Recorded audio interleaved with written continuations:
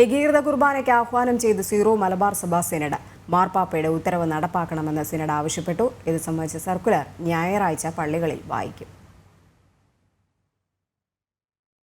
Zero Malabar സഭയുടെ എറണാകുളം അങ്കമാലി അതിരൂപതയിലെ കുർബാന തർക്കത്തിൽ അയവ് വരുത്താനാണ് സിനഡ് നീക്കം.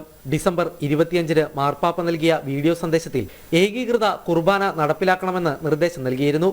ഇതനുസരിച്ച് എറണാകുളം അങ്കമാലി അതിരൂപതയിലെ മുഴുവൻ പള്ളികളിലും കുർബാന നടപ്പിലാക്കണമെന്ന് വൈദികരോടും വിശ്വാസികളോടും സിനഡ് ആവശ്യപ്പെട്ടു.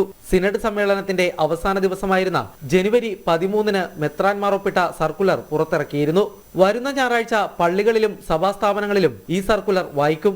49 മെത്രാൻമാരാണ് സർക്കുലറിൽ ഒപ്പുവെച്ചത്. മാർ റാഫേൽ തട്ടിൽ സഭാധ്യക്ഷനായി ചുമതലയേറ്റ ശേഷം ആദ്യം പുറത്തിറക്കുന്ന സർക്കുലറാണ് ഇത്. പുതിയ സഭാധ്യക്ഷന്റെ മുന്നിൽ പരിഹാരം കാണേണ്ട പ്രഥമ വിഷയവും കുർബാന തർക്കമായിരുന്നു. ജനം, കൊച്ചി.